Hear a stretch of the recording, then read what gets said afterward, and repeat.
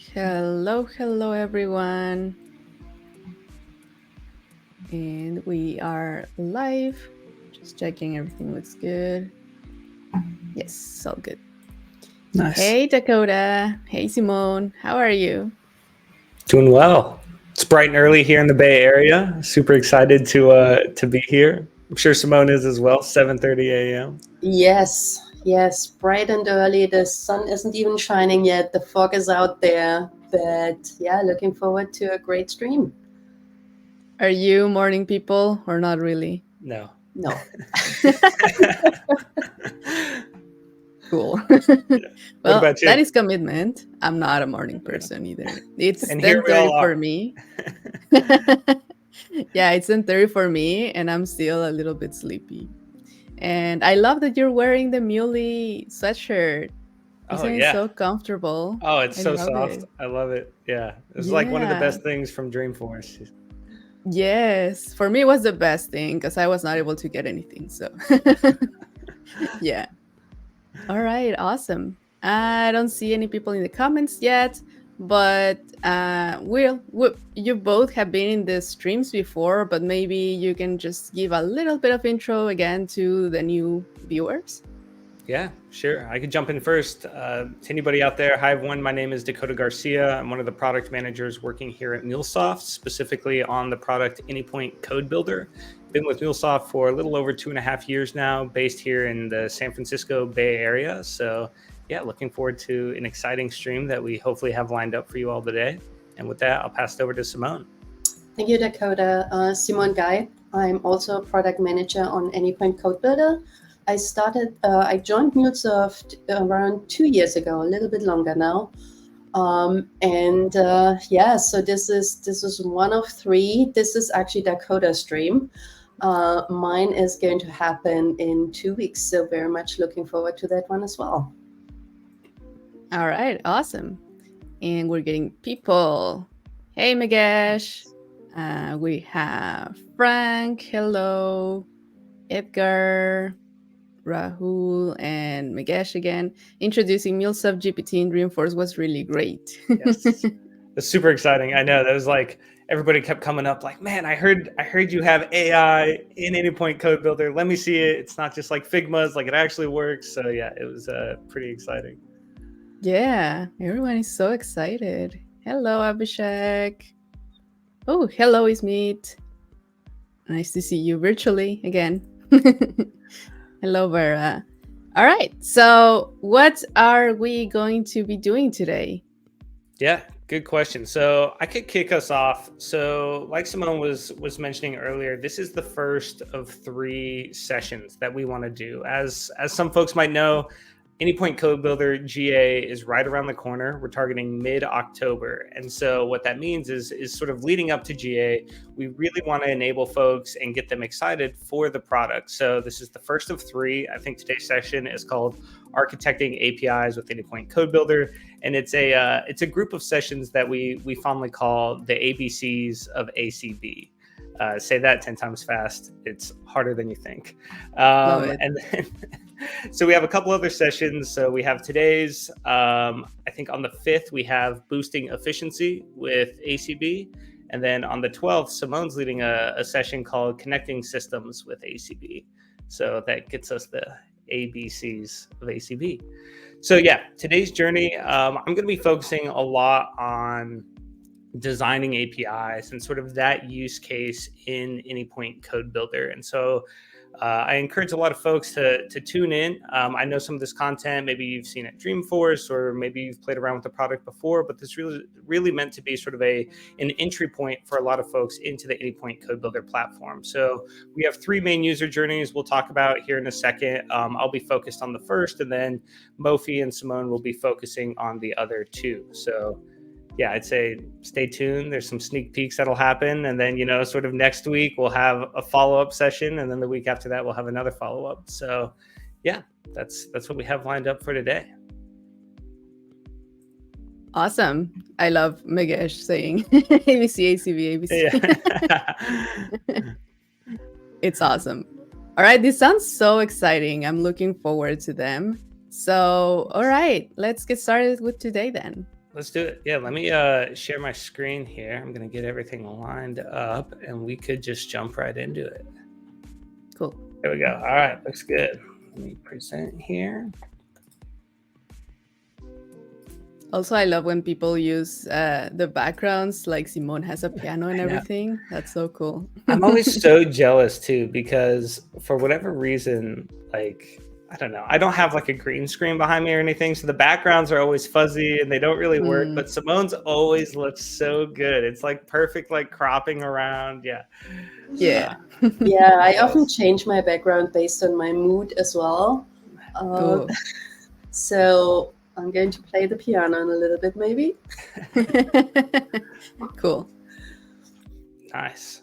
Well, jumping into things here, I want to give folks sort of a introduction to Anypoint Code Builder, how to access it, how to download it. We're going to sort of start from scratch today and go through that journey together. Hopefully we don't run into any issues along the way, but if so, we'll figure it out. So as always, we're going to start within our Anypoint platform. So when you log into your Anypoint platform, you'll see that there's a dedicated card here for Anypoint Code Builder. And like I said, next month, this beta label should be going away because we are going to be going GA. So it's super exciting time for us. And if you want to learn more or go ahead and get started, you can just click on this Get Started button. This is going to take you to the landing page. For folks who might not know, we have two different versions of Anypoint Code Builder. We have a cloud version that will open up right in your browser. So to access that, you would click on this launch button. And then we also have the desktop extension pack if you're using Visual Studio Code locally on your desktop. And so this installation link will take you right to the marketplace where you can download that extension pack. So Anypoint Code Builder for desktop, that extension pack is what's going to be going GA in October. The cloud version will continue to remain in beta until sometime next year. So just in case there's any confusion there, figured I'd clarify that. So let's start from scratch. Let's click this install button. Here you can see we get redirected to the Microsoft Visual Studio Code Marketplace. We can view more information about our extension pack. We can look at version histories or just read a little bit more about what's needed. And why I wanted to come to this particular page is to talk about the prerequisites. So what are you going to need to get started with Anypoint Code Builder? So first off, this is sort of a departure, and I guess this is a great segue into what is Anypoint Code Builder. Let's start there. So that's going to be MuleSoft's next generation IDE. It's going to allow you to design your API specifications, develop integrations between systems. You can debug and deploy all from a single environment. So historically, this job might have been accomplished by Anypoint Studio. And, as we look to modernize here at MuleSoft, we recognize the fact that, okay, we need to move to where developers are and where they want to be and work within their ecosystem. So we're sort of transitioning away from Eclipse and we're migrating on to Visual Studio Code through Anypoint Code Builder. So that's sort of why we're in the VS Code Marketplace. That's a little bit about what Anypoint Code Builder is as a product.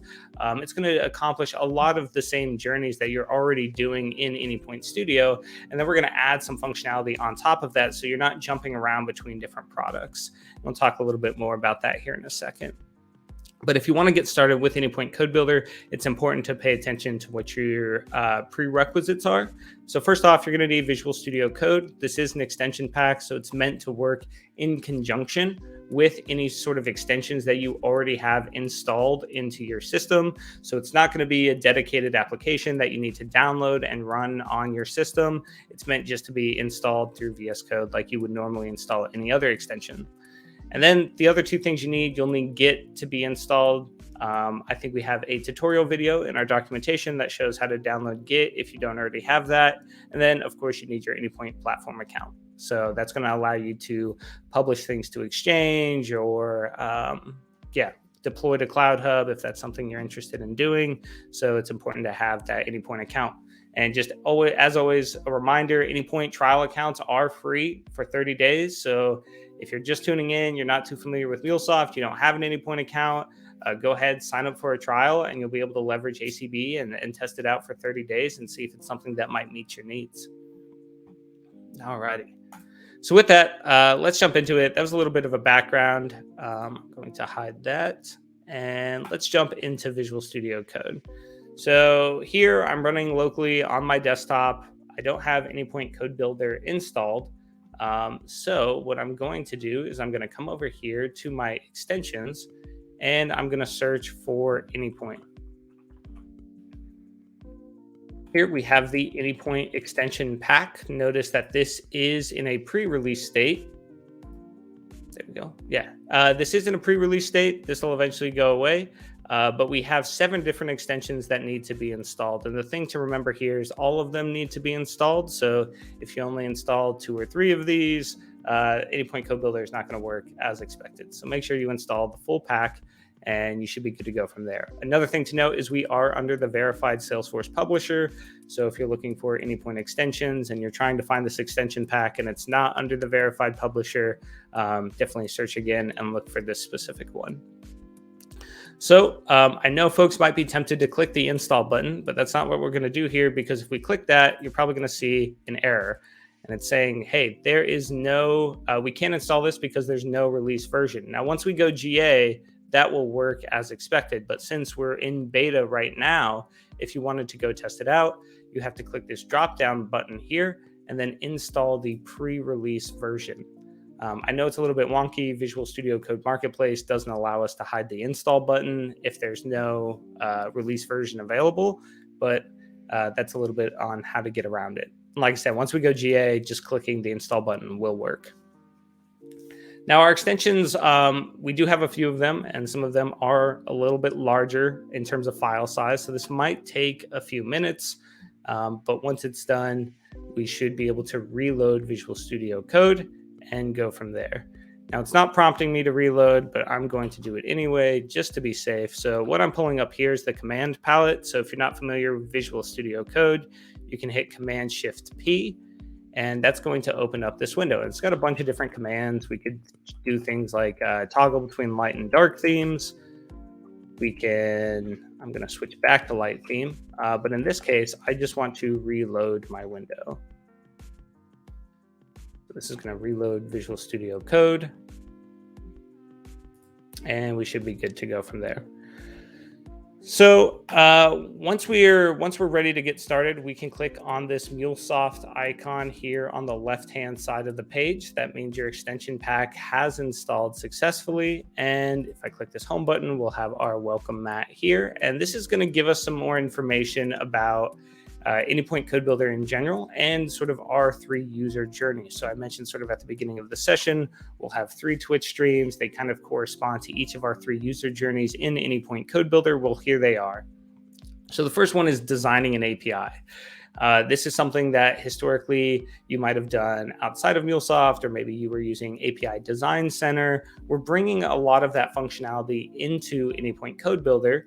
And then we have our implement an API journey. So once you're finished designing that API spec, you can move into the implementation piece and start building out that backend logic for those different API endpoints. And then finally, we have develop an integration. So sometimes you just want to transfer data maybe between systems or integrate various systems together with, some sort of unique logic. And you don't necessarily have an API endpoint that you're working with. So if you just want to develop your integrations, that's sort of our 3rd user journey here. Yeah. So with that, let's jump into it. I'm going to click on Design in API. And you'll notice that we have a couple of different options here. Actually, first off, I want to highlight one thing.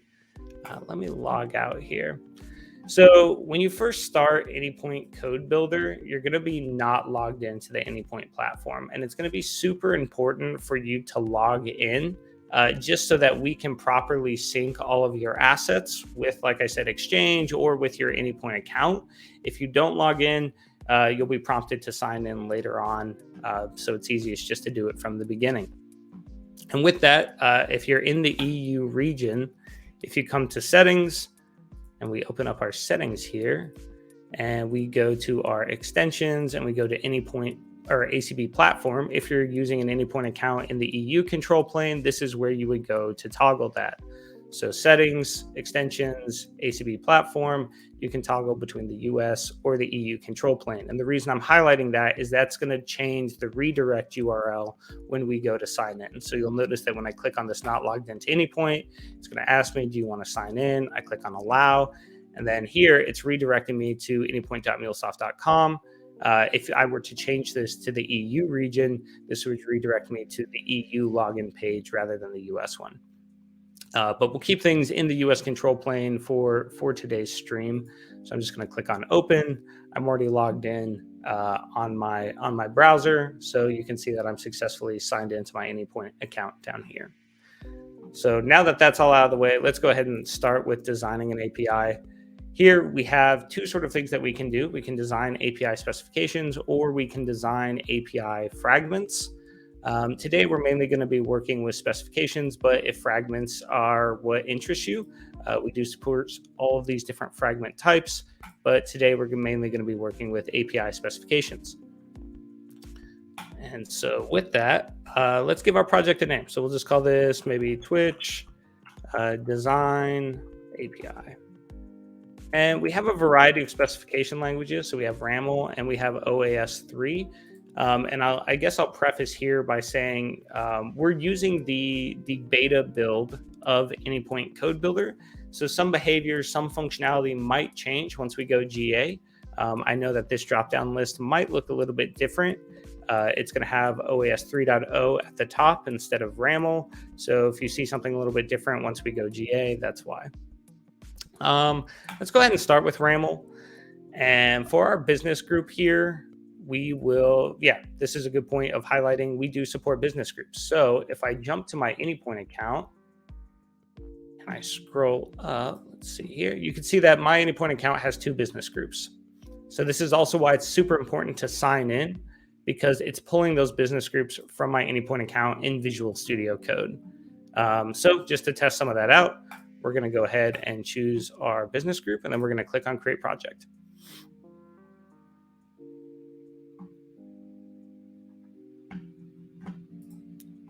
Whoops. There we go. So it's creating our API spec. After a second, the screen is going to refresh, and then we'll be greeted with sort of our empty RAML file here. And from here, we can start adding in some of our information. So I know we do the contact demo a lot. Folks might have seen this in the past, but essentially I want to work on building out an endpoint that allows me to take in information about a particular contact. So let me get some of this code pulled up here and we'll talk through it.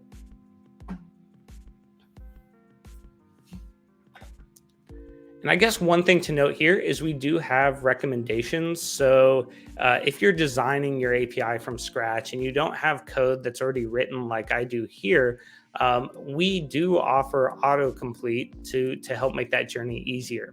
So if I wanted to type something like media type, I can go there. And by using the recommendations, I can sort of dynamically fill in this content. Here, I might want to do my protocols. And by hitting Control Space, I can start to insert my different protocols here. And you can see that it's auto-completing based on the section that I'm editing. It's prompting me for those particular options using the autocomplete. So that's just something that's a little bit of a tooltip to do that. I was hitting Control Space. I think eventually at some point we want to have this autocomplete while you're typing and just take out that manual step of hitting Control Space. But if you're designing an API from scratch, that's maybe a tool that maybe helps you out. So let's get started. I'm going to paste in my RAML spec here. And you know what? I'm just going to paste in the full thing. Okay.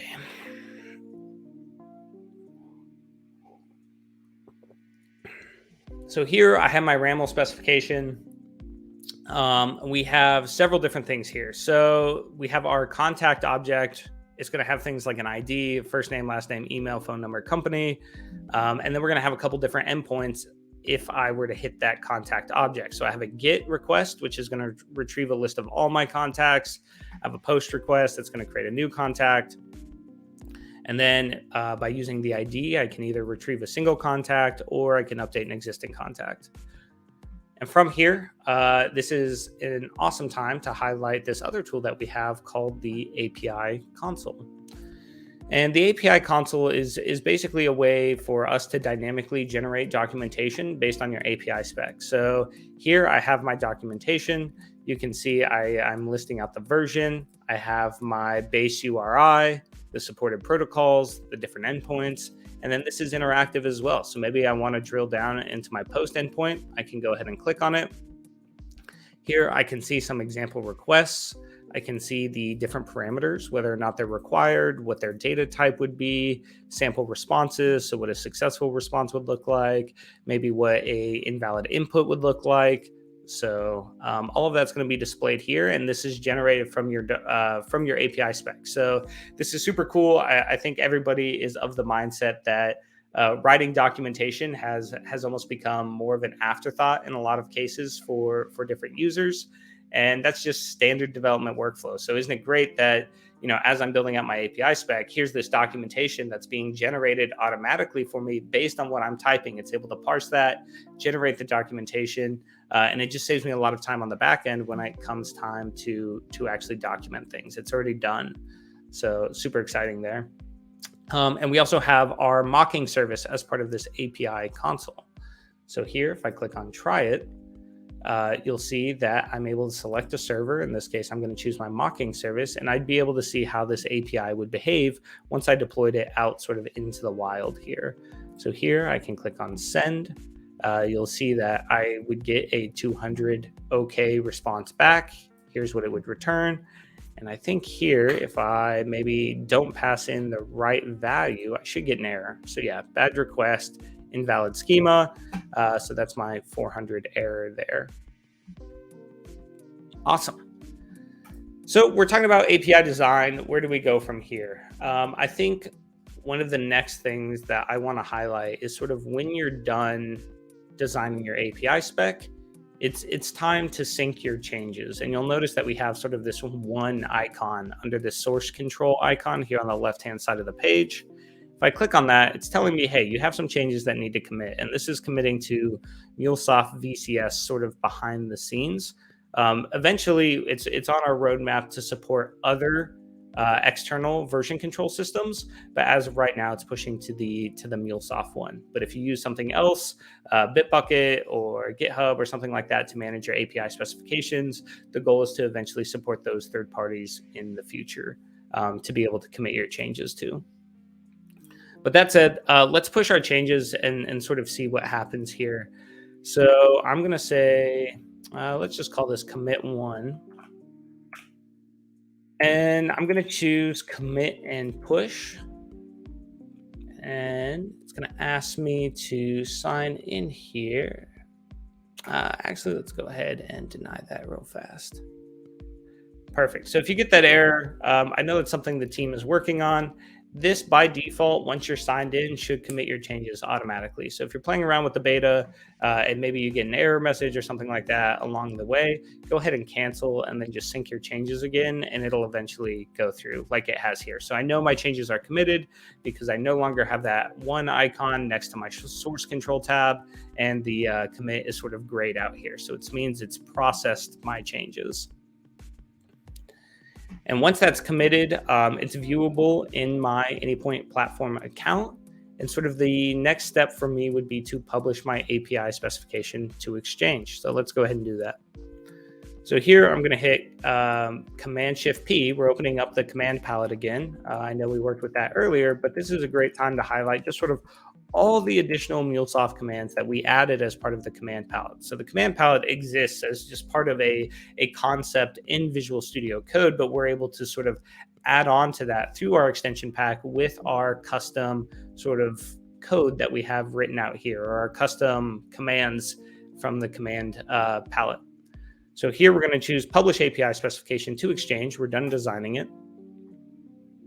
And we'll give our project a name here. It's going to ask for the artifact ID. We have our asset version. And this is the first time we're pushing this API. So I'm just going to set this to V1. And here in the bottom right-hand corner, we can see that we're publishing our API specification to Exchange. So this process could take, a few seconds here, But once that's done, I'm actually going to open up my Anypoint account. We'll take a look in Exchange, and we'll take a look at this asset and make sure that everything published successfully. So we'll give this a moment here. It's a good excuse for me to get a coffee break.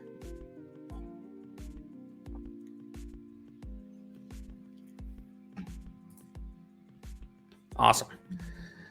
And it's going to ask me if I want to implement this API. So this is what this is going to do is automatically generate the scaffolding to then move into my implementation journey. So this is sort of finalizing and completing out the design and API journey. And then if I were to move into my implementation phase where I'm actually building out that backend logic behind the scenes, this is how I would do that. So it's like, do you want to implement this API? I'm going to choose yes. And I'm going to give this a name. We'll just call this Twitch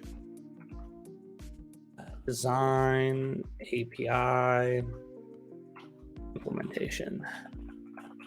Click enter. It's going to have me choose a directory. The default's fine for me.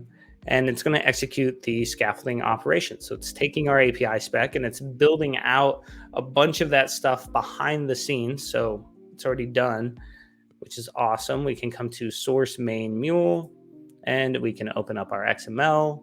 And here you can see that, I need to install some stuff. So you might see this as well. Once you move into the implementation phase, if you're brand new to Anypoint Code Builder and you don't have this extension pack for Java, it'll prompt you to install that. I recommend doing so, just so you don't hit any errors when you go to debug or anything like that. But like I was mentioning, all of this XML code is generated. So this is typically where Studio would come in. So historically, you might use Design Center for working with your APIs, things like that. Then you would have to hop into Studio, pull in that API that you've published to Exchange, start building out all of your backend logic. But notice here in Anypoint Code Builder, you're able to do that all from within the same place. You don't have to jump around between the different products and things like that. So yeah, like I mentioned, all of this was generated automatically. We have different flows and subflows depending on our endpoint. But while everything's installing and loading here, I'm actually going to switch back to my Anypoint account. And let's go to Exchange. Whoa. There we go.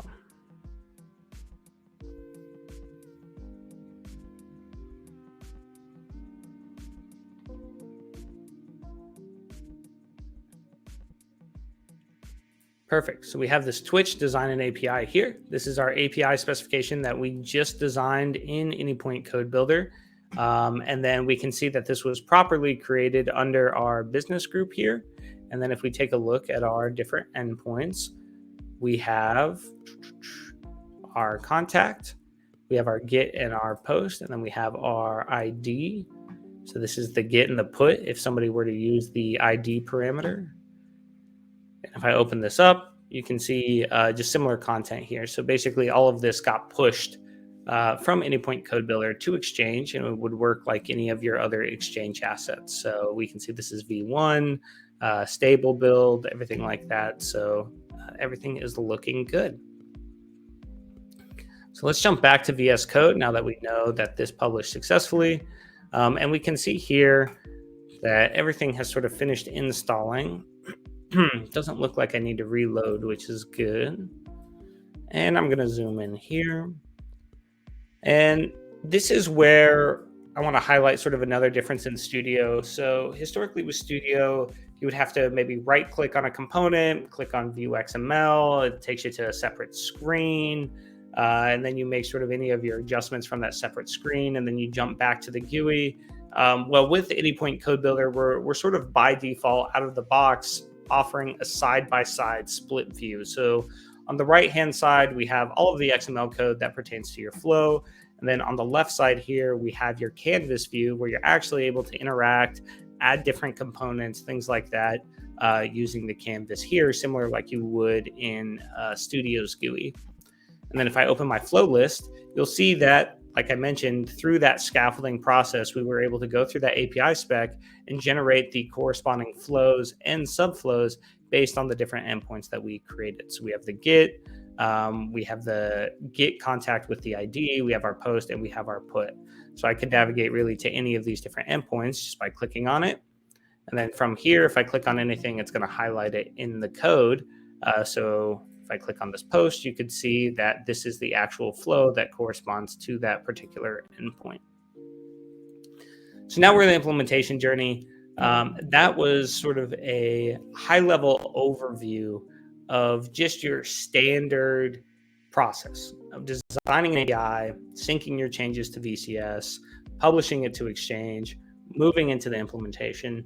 But like I said, we're focused totally on designing an API for this particular session. So there's some other tools that I want to highlight. I just wanted to start with sort of the bare bones base use case.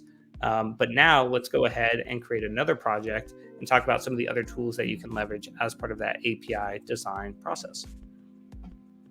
So with that, I'm going to come here. I'm actually going to close out of this folder. And I'm going to come back to MuleSoft here. Let's go ahead and click on MuleSoft.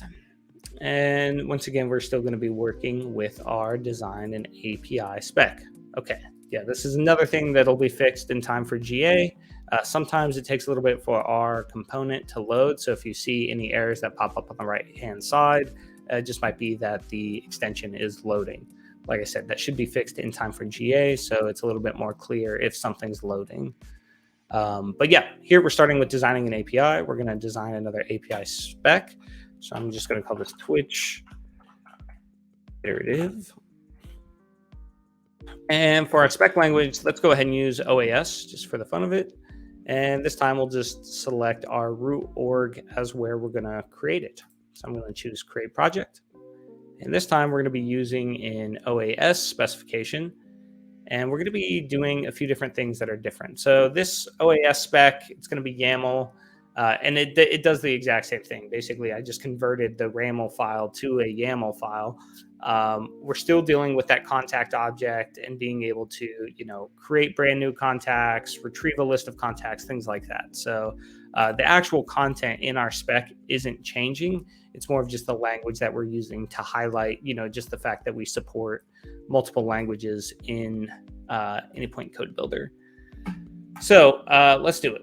First, I already have it built out. So I'm going to copy this. I'm going to paste in my schema here. And then from there, I'm only going to put in a couple of different endpoints here. Okay, let me copy this, and then hopefully we don't get any errors when I paste that in. Yep, that looks good. Okay, so one thing you might notice is that I've only pasted in half of my API spec. So we're still dealing with that contact object. Right now, I have my get endpoint, which will retrieve a list of contacts. And then I have my post endpoint, which will create a new contact. And this is more reflective of the API design process. Maybe I'm designing my endpoint or my various endpoints related to this contact object, and I want to start my backend implementation, but maybe I'm not done with the design portion yet. And historically, this would be a very disjointed process. I would have to basically, like we just did, sync my changes to VCS, publish my API specification to Exchange, and then if I want to add a new endpoint, basically I have to reopen that specification file, add my new endpoint, publish a new version to Exchange, jump into Studio, pull that new version in, and then only then can I start working with that new endpoint that I just added. It's fairly disjointed, and we wanted to make that process a lot more streamlined, which is why we added a tool called iterative scaffolding.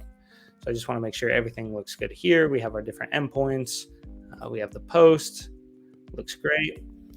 So this other icon here at the top is called iterative scaffolding, and it sort of does exactly what it sounds like, which is implementing this API locally. So I'm able to start building out my backend logic. I can move directly into that implementation phase, even though I might not be done with my API specification design.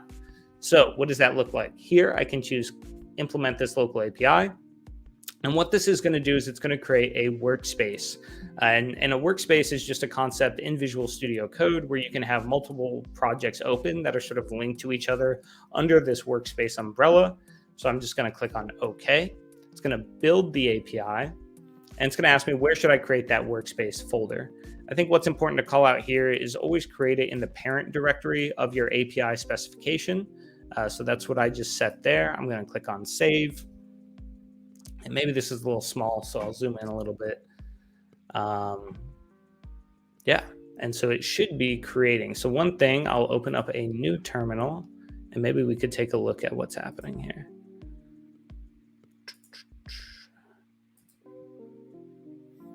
Okay, so if you ever want to look at sort of what's happening behind the scenes, if you do what I just did there, so I went terminal, new terminal, then I came to my output, and then I changed this to the MuleDX server, you could see everything that's working behind the scenes here. You can see that it was building our API, and now it's asking me if I want to implement it. So I'm going to choose yes, and notice that this is like a very similar process to what we went to with the last API, but we haven't published anything to Exchange yet. So that's what's exciting here. I can go Twitch, iterative, and then we'll just say implementation. Choose enter. Here it's having me choose the destination for my implementation. By default, the default directory works for me. And now we're executing that scaffolding operation. So it's doing the exact same thing that we just did, but we don't have to publish to Exchange. It's automatically building everything locally. And you'll now see that here in my file explorer on the left-hand side of the page, I have my workspace, I have my YAML file, but now I also have my implementation project open. I can come source main mule, open up my XML, and here is all of my XML code that was generated from my API specification. And you may say, okay, cool, that's exactly what you just did before. How's this any different? Well, the difference is that, let's make sure, here I have my two different endpoints. I have my two different endpoints that came from my API specification. I can start building out my backend logic if I wanted to, come to one of these endpoints and start adding in integrations or different components, things like that. I can start doing that.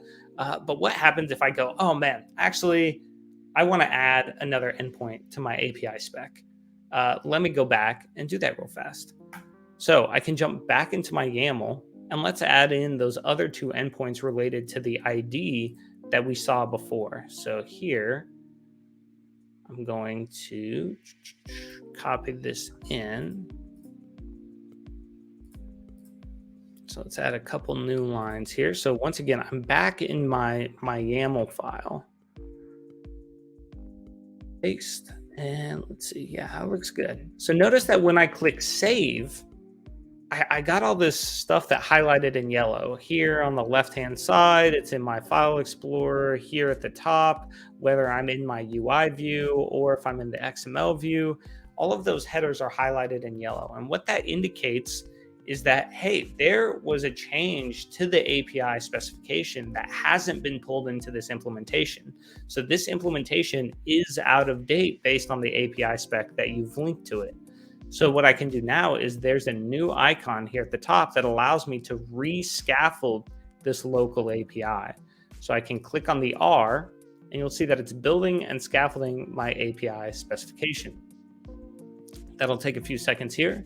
And then once it's done, look what just happened. So here, if I open up my flow list, you'll notice that we've automatically added in those two endpoints from our API specification into our implementation project automatically. So all of that happened.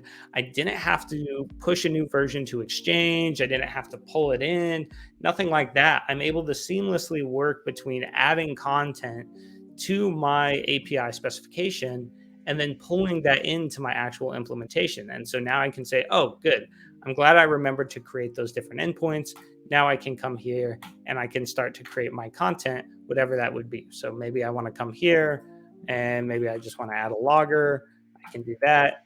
And boom, just like that, I was able to basically add content into my new endpoint that I just created from my API spec. So that's something that's called iterative scaffolding.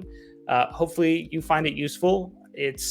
I think a huge time saver, and it allows your mind, I think, just to work more seamlessly between the design and the implementation. Maybe that's just how I work as a developer. I like to build out my API spec, I build out my backend logic, and then I come back and I work on my next endpoint, and then I come back and work on the implementation portion of it. It just allows that workflow to happen seamlessly.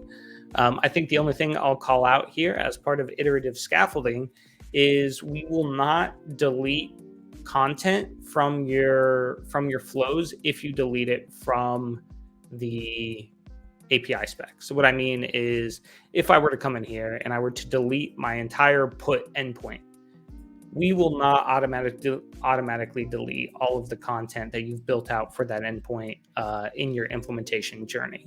So there's a little bit of a safeguard built in there, just in case something gets accidentally deleted and the project gets rescaffolded. If you have a lot of complex business logic built out for that particular endpoint within your implementation, we're not going to automatically delete that. So hopefully that provides a little bit of peace of mind for folks out there using this feature.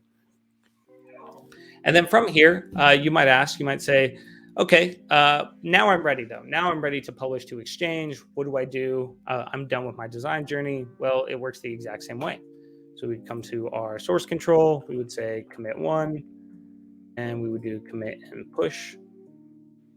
It's going to commit our changes. I'm just going to escape out of that. Our changes have been synced. And now I can publish. If I come back here, I can publish my API specification to Exchange. Again, we give this a name, and it'll start the publishing process. So that was just another tool to highlight as part of the API design journey. Iterative scaffolding, super cool. It's a feature that doesn't yet exist in Studio, or doesn't exist in Studio, that we're bringing into Anypoint Code Builder. Hopefully makes the development journey a little bit easier. And then you could see us working with an OAS3 YAML specification as well, just in case folks are out there who use OAS instead of RAML. That'll work just fine. Okay, so it looks like our API spec was published to Exchange. So let me go back to my asset list here. I probably have to refresh.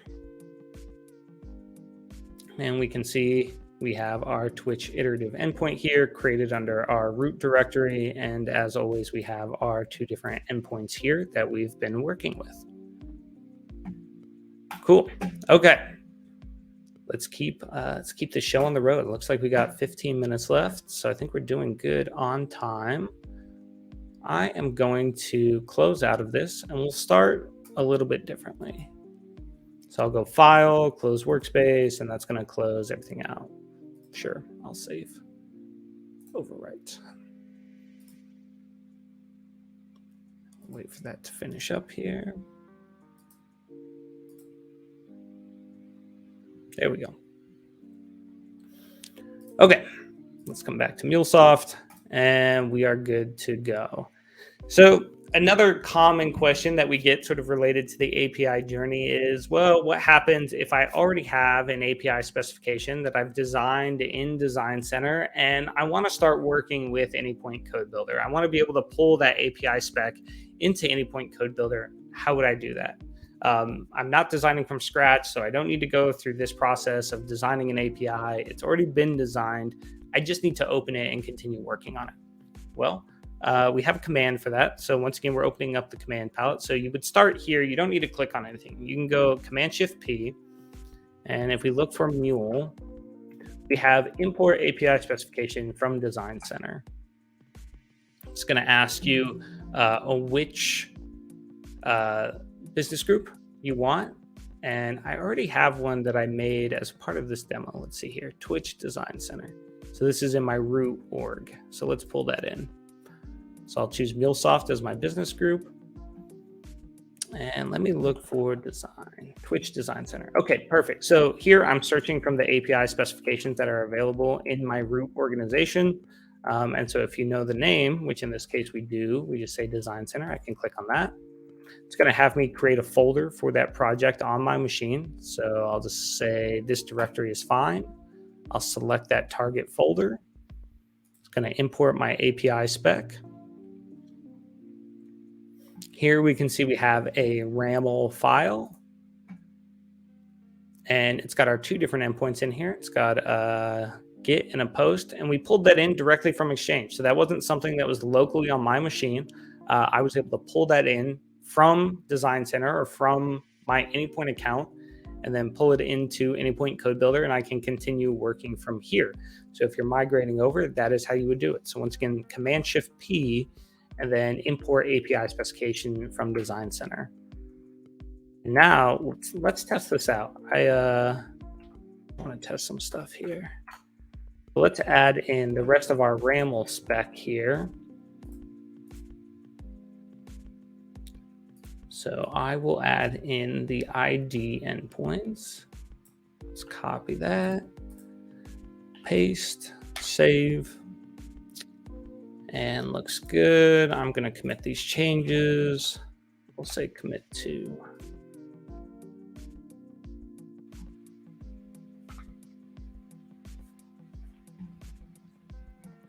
That's been committed, and now let's see if I publish. I think I would have to publish a new version here. Yeah, so here we can see that our asset version has incremented by 1, and we can set our API version to 1.1. Click enter. And we should see those changes reflected in Design Center under that API specification. So we'll wait for that to finish up here, and then we'll pop over to Exchange and take a look at that.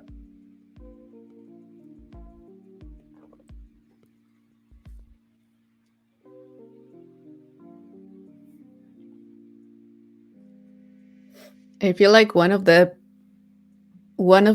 changes that I can see a lot between Studio and ACB is that in ACB you do everything with your keyboard, and in Studio you do it with clicks. True.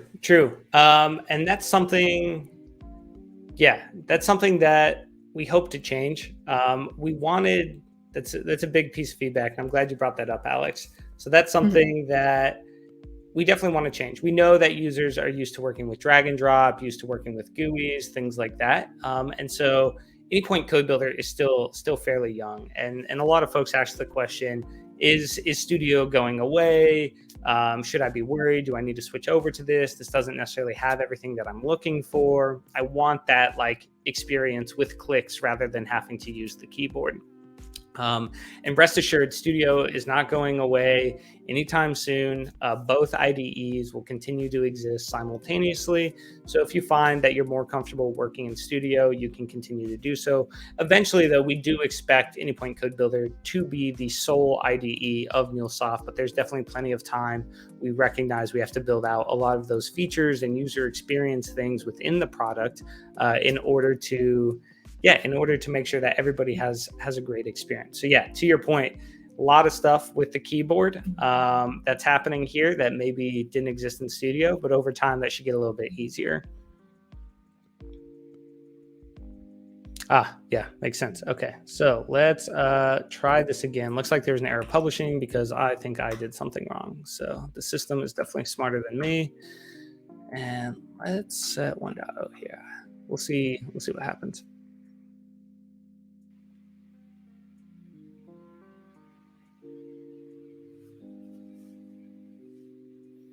While we're waiting, though, Alex, do we have any questions? Anything that you're seeing, or how are folks doing? Everybody awake over there? Simone answered a lot of them. We had a lot of questions, but she went ahead and just answered them. That's awesome. He's the MVP. Perfect. Okay, so now that I corrected the error, first off, that was an awesome situation. We could see that an error appeared. It told me what happened, and then I was able to correct it from there. That's a highlight.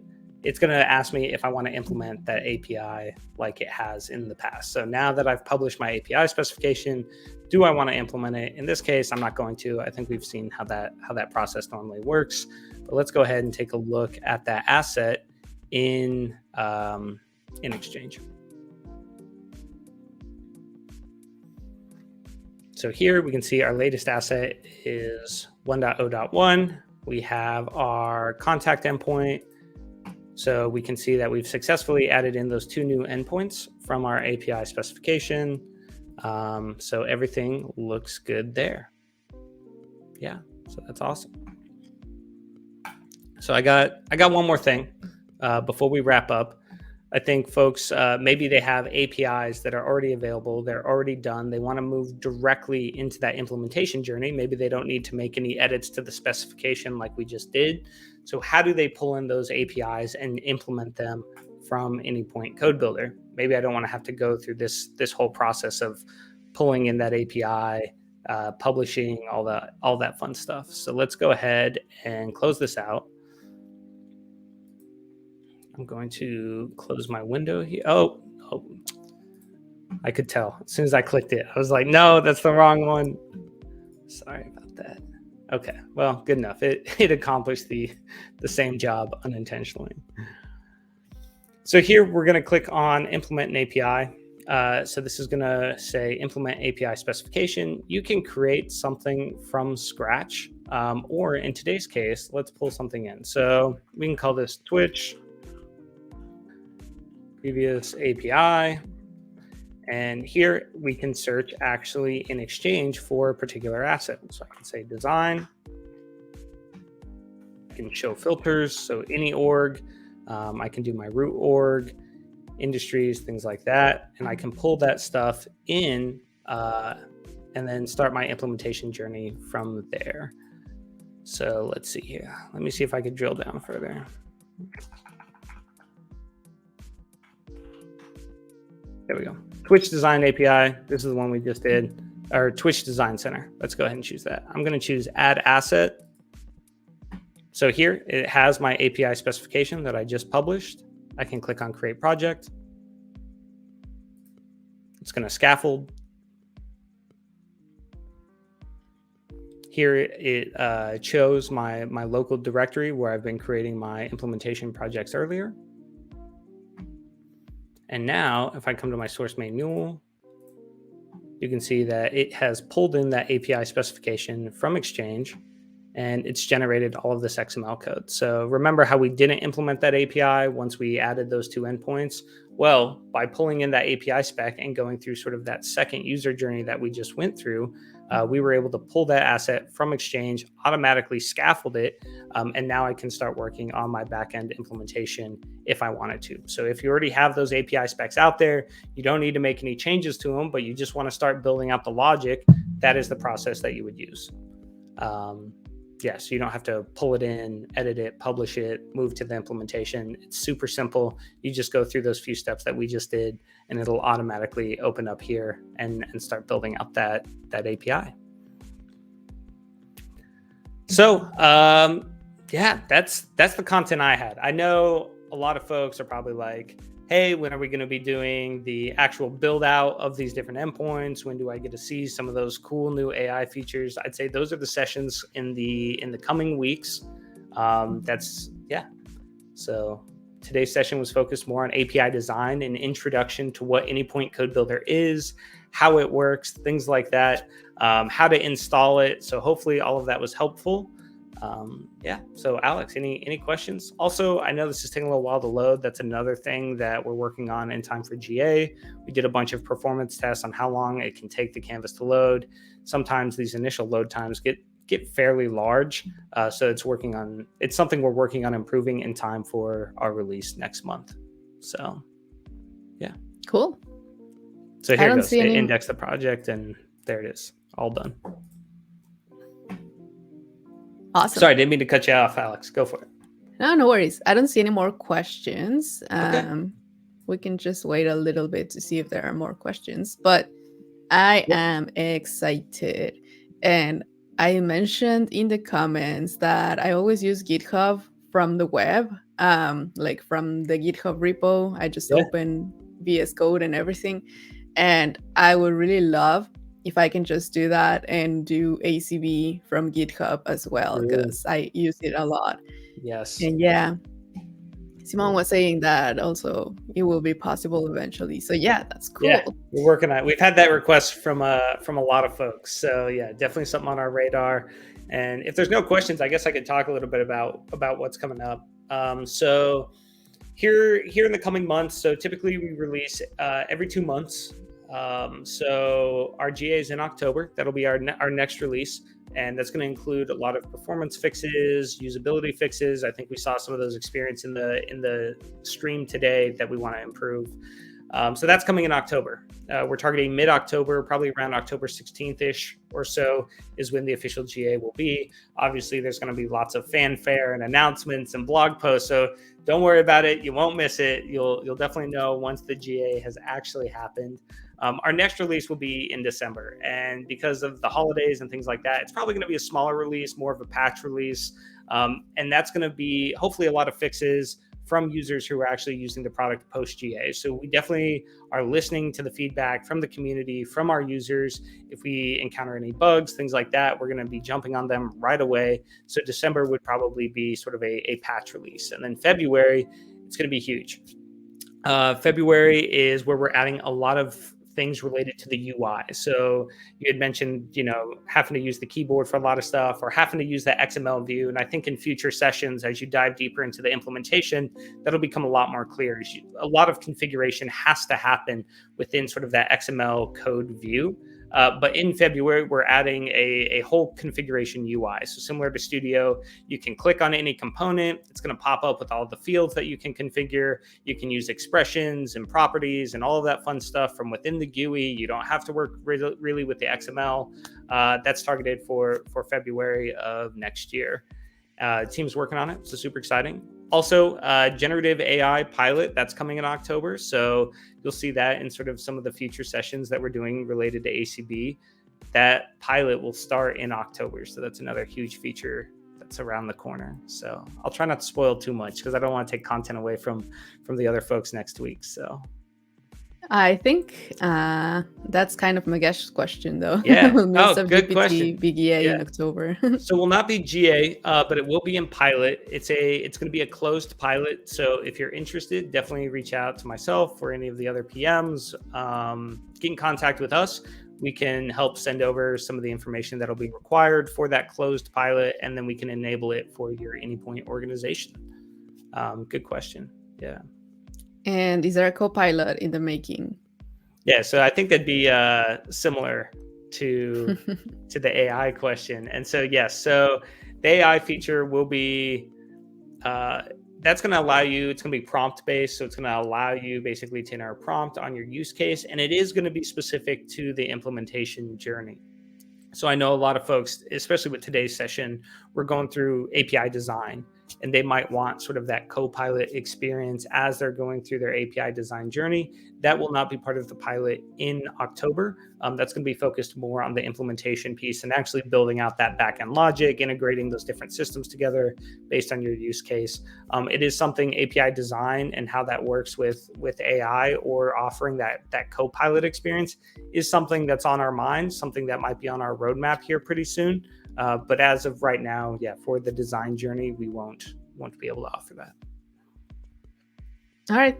I don't see any more questions. I'm just looking forward to it as well. Yeah, me too. This is exciting. And this whole build up to the GA is also exciting. So I know we have some MuleSoft meetups scheduled over the next few weeks. Like I was mentioning earlier, we have, a few more Twitch streams. I think it's Thursday for the next 2 weeks instead of Tuesday. Also bright and early. I think it's 7:30 in the morning.